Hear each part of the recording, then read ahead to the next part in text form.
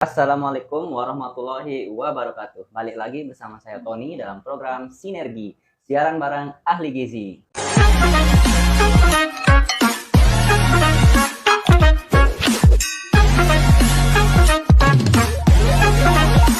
Baik, pada kesempatan kali ini saya ditemani oleh Mbak Yunita lagi. Dulu pernah ngisi Sinergi dan balik lagi untuk mengisi Sinergi. Iya. Tapi pada kesempatan kali ini temanya berbeda ya. Nah, pada pagi hari ini kita akan membahas tentang posyandu keluarga, apa manfaatnya, kemudian bagaimana kita datang di posyandu keluarga, tujuannya apa, dan lain-lain sebagainya.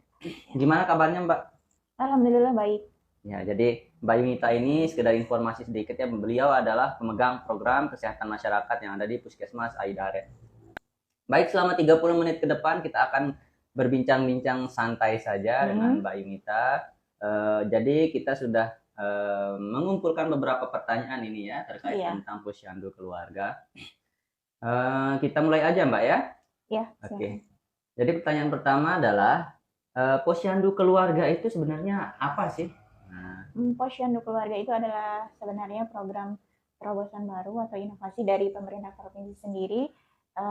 Namanya itu revitalisasi posyandu konvensional menjadi posyandu keluarga. Nah, di situ pendekatannya lebih ke keluarga. Jadi sebenarnya itu lebih ke untuk mensukseskan program pemerintah Kementerian Kesehatan sendiri, yaitu program Indonesia Sehat dengan pendekatan keluarga. PISPK ya berarti.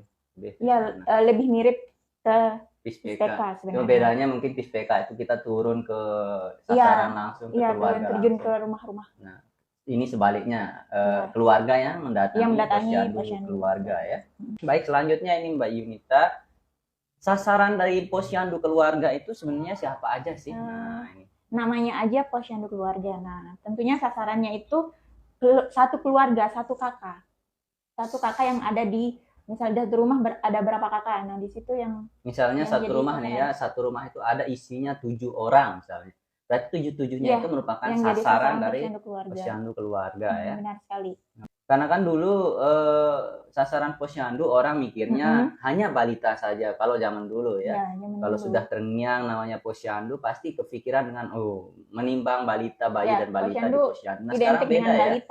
Kalau zaman dulu. Iya, kalau sekarang sudah sudah beda lagi ya. Sudah berbeda.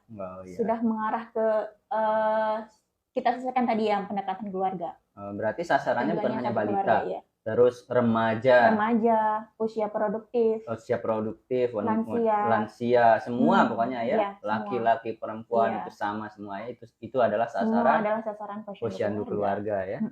Oke, baik. Kalau untuk tujuannya nih ya, dulu kan kita tahu seperti yang dibilang tadi, posyandu itu dulu disebut dengan posyandu konvensional yang sasarannya hanya balita. Nah, kenapa sekarang dirubah menjadi posyandu keluarga? Itu tujuannya apa gitu? Tujuannya kita lihat mengarah ke latar belakangnya sesuai Juknis Posyandu Keluarga pada tahun 2019. Itu latar belakang yang pertama itu karena angka balita gizi buruk itu semakin meningkat tiap tahun. Itu yang menjadi tujuan utamanya diubah jadi posyandu keluarga. Iya, gitu. Karena latar belakangnya itu. Karena banyak masalah gizi ya. Gizi buruk balita itu semakin meningkat, kemudian angka kematian ibu juga semakin meningkat, jadi itu yang latar belakangnya dibentuknya gitu ya. Posyandu keluarga itu. Oh iya, jadi itu tujuannya yang kita lihat dari latar belakangnya itu. Karena banyaknya muncul kasus-kasus masalah gizi, masalah ibu hamil dan lain-lain. Dengan harapan posyandu keluarga ini bisa menurunkan angka kematian bayi dan menurunkan angka gizi buruk pada balita. Kalau alurnya sama nggak sih sebenarnya alur pelayanan posyandu keluarga dengan konvensional? Kan kalau konvensional tuh hanya balita, jadi alurnya itu ya sistem 5 meja begitu kan. Kalau alur pelayanan posga atau posyandu keluarga ini bagaimana ya? Kalau kita berbicara tentang alur itu tentu saja sedikit berbeda dari yang biasanya. Yang biasanya ada meja pendaftaran, kemudian pengukuran tinggi badan berat badan, tapi itu hanya untuk balita yang awalnya. Nah, sekarang itu jadi satu keluarga kan yang dilayani di posyandu keluarga. Nah, di situ nanti ada sedikit perbedaan. Nanti di situ pendaftaran itu semua jadi satu dari balita semua sampai dengan lansia. Kemudian ada pencatatannya, Nanti di situ ada meja pengukuran atau meja screening, di situ diukur tinggi badan, berat badannya, kemudian kalau untuk usia produktif itu ada pengecekan gula darah, kolesterol, asam urat, seperti itu. Oh iya iya. Nanti remaja juga seperti itu, ada pengukuran untuk lingkar lengan, timbang berat kemudian badannya, berat badan, cek HB juga. biasanya juga untuk remaja. Nah, terus kalau untuk siapa aja sih sebenarnya yang boleh datang ke posyandu keluarga ini? Apakah ada batasan usia atau segala jenis umur boleh datang? Semua jenis umur bisa datang ke posyandu keluarga.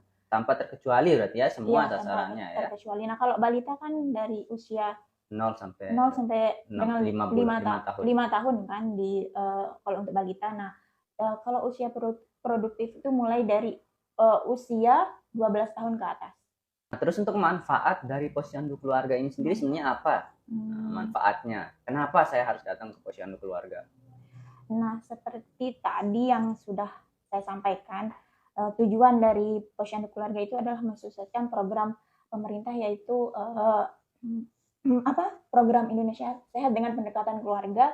Nah, jadi di situ manfaatnya bisa mengecek status kesehatannya, kemudian status gizi untuk balita, remaja, lansia juga bisa, usia produktif ayah dan ibunya juga bisa di situ gitu.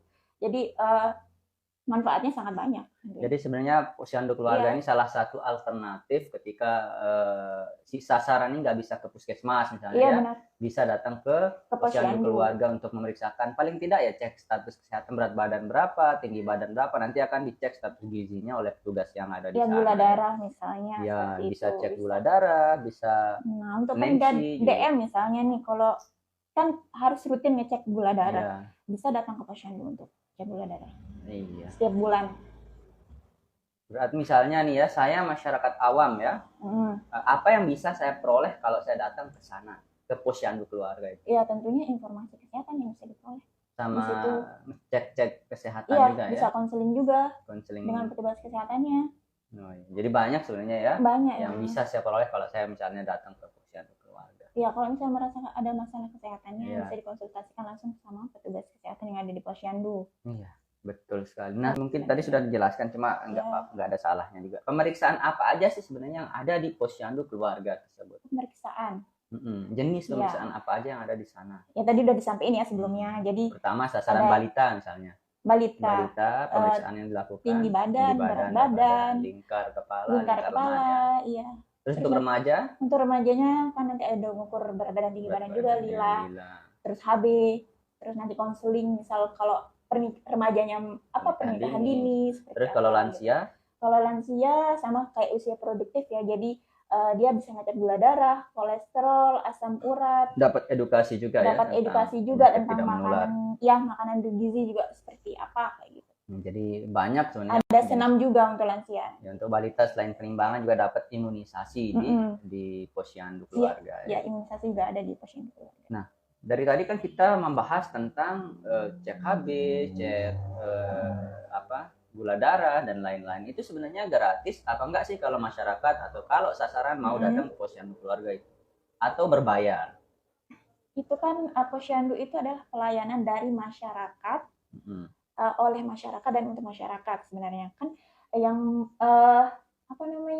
yang melaksanakan posyandu ini adalah masyarakat. Kadarnya dari masyarakat desa itu sendiri. Ini gratis ya? Iya, gratis. Ya, jadi nggak usah khawatir sobat sehat yang ada di rumah. Jadi ketika datang untuk memeriksakan ke posyandu keluarga itu gratis ya. Baik itu cek tensi, cek gula darah, tinggal bawa kalau punya BPJS, bawa kartu BPJS-nya. Nah, syaratnya itu ya. Kalau nggak punya BPJS, bawa KTP saja udah. Nah, syaratnya sangat gampang. Kalau dan misalnya kalau misalnya ada punya Jamkesmas seperti BPJS atau dibawa aja ke posyandu keluarga. Kemudian kalau nggak punya misalnya BPJS bisa membawa KTP dan kartu keluarga. Itu dua-duanya harus dibawa ya, KTP dan kartu keluarga, atau boleh salah satu? KTP dan KK. Oh, berarti harus satu gandeng itu ya? Iya. Syaratnya cuma itu aja, BPJS, KK, dan KTP. Maka sobat sehat dapat pelayanan kesehatan di posyandu keluarga. Iya. Nah nih, kendala apa sih sebenarnya yang diperoleh Di pada saat lapangan. pelayanan posyandu yang di lapangan. Hmm. Apa aja kendalanya? Kendalanya itu kompleks ya. Jadi masyarakat itu sebenarnya belum ada kesadaran untuk saya butuh Ya, memeriksakan kondisi kesehatan saya, kayak misalnya tadi gula darah dan sebagainya. Padahal penyakit tidak menular itu sudah merebak sebenarnya. ya berarti salah satu Walaupun kendalanya adalah walaupun di kurangnya pedesaan, kesadaran ya. ya kurangnya Kesadaran untuk kesadaran masyarakat iya untuk datang ke posyandu gitu. padahal sudah difasilitasi dengan pemeriksaan kesehatan Iya. gratis di Mm-mm. posyandu, tapi belum dimanfaatkan secara maksimal ya oleh masyarakat. Padahal yang seperti yang dibilang sama Mbak Yunita tadi itu adalah salah satu fasilitas yang sangat mudah kita jangkau di sana ya. Jadi intinya kesadaran harus kesadaran masyarakatnya. Iya, yang masih kurang ya. Masih kurang. Kendalanya. Itu salah satu kendalanya. Ada kendala lain lagi mungkin? Kendala yang lain ya, dari kader. Ya, kader harusnya lebih proaktif ya, ke masyarakat, memperkenalkan posyandu itu seperti apa. Ya, sama H-1 mungkin diumumkan ya. Ya. Sehingga sasaran tidak ya tidak lupa ya, kalau tidak lupa. Ada pelayanan posyandu hari berikutnya. Oke, selanjutnya kiat-kiat apa yang perlu dilakukan supaya posyandu keluarga bisa berjalan lancar nih? Apa aja kiat-kiatnya? Nah, tentunya yang dari kiat-kiatnya dari pemerintah pusat harus konsisten, terus harus ada dasar untuk kita laksanakan posyandu keluarga itu seperti apa, kemudian SOP-nya juga harus jelas seperti apa, dan ini harus lebih sistematis pelaksanaannya sebenarnya. Jadi pelaksanaan yang sudah dilakukan ini masih jauh dari kata sempurna ya, masih yang kita harapkan gitu ya, karena sangat kesannya itu masih terburu-buru dan masih belum ada patokan yang pas gitu. Kita harus mengacu kemana untuk pelaksanaan dari posyandu keluarga itu.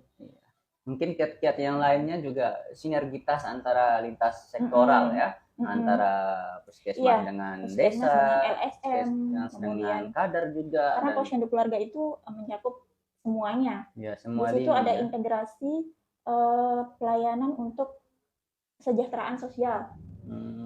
Berarti dinas sosial juga harus ikut turun di posyandu sebenarnya. Kayak harus kasih edukasi ke masyarakat bagaimana tentang kesejahteraan pangan kayak gitu. Termasuk KUA juga ya. Iya. Nah, ini kan kalau posyandu konvensional itu sasarannya cuma balita ya. Kalau posyandu keluarga ini banyak sasarannya. Apakah kader posyandunya perlu ditambah atau cukup dengan kader posyandu yang lama? Sebenarnya perlu untuk ditambah. Karena sasarannya bertambah, tentunya pekerjaannya juga bertambah. Jadi perlu ya. Minimal 8 orang. Itu sudah ada aturannya bilang begitu. Oh iya. Minimal 8 orang. Ya, baik, ini yang terakhir nih. Ini pertanyaan terakhir. Apa harapannya ke depan untuk tahun 2023 dan tahun-tahun berikutnya tentang pelaksanaan posyandu keluarga di wilayah kerja kita? Harapannya untuk tahun 2023 kita bisa melaksanakan posyandu keluarga sebagaimana sesuai dengan SOP-nya.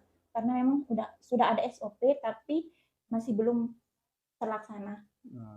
Belum terlaksana. Sama harapannya mungkin masyarakat juga lebih sadar ya, dan tahu ingin urusan kesehatan. Tahu alurnya seperti apa gitu. Kita sasarannya sih untuk tahun depan itu masyarakat bisa ada kesadaran untuk datang ke posyandu untuk ngecek kesehatannya gitu. Itu ya, jadi harapannya ya. Jadi harapannya meningkatkan kunjungan ke peningkatan. Mudah-mudahan di 2023 dan seterusnya masyarakat lebih sadar lagi untuk datang memeriksakan kesehatan di posyandu keluarga, sehingga masalah-masalah yang muncul, masalah-masalah kesehatan terutama dapat terdeteksi secara dini di posyandu keluarga. Baik, itu saja mungkin Mbak Yunita bincang-bincang kita pas 30 menit kurang 4. Pas ya? Pas 24 menit. Kok cepet banget 26 rasanya? menit. Iya, cepat sekali rasanya memang Cepet ya. banget. Itu saja yang bisa kami sampaikan pada Ya. kesempatan kali ini. Kurang lebihnya mohon maaf. Insya Allah minggu depan di bulan baru ya, bulan baru tahun baru Januari 2023 di minggu pertama. Semoga kita bisa bertemu lagi. Insya Allah ya. Jadi Ya. kita akan balik lagi di sinergi, tentunya dengan tema yang berbeda dan juga pemateri atau narasumber yang berbeda. Sekian dari saya, mohon undur diri mewakili Mbak Yunita. Assalamualaikum warahmatullahi wabarakatuh. Sampai jumpa.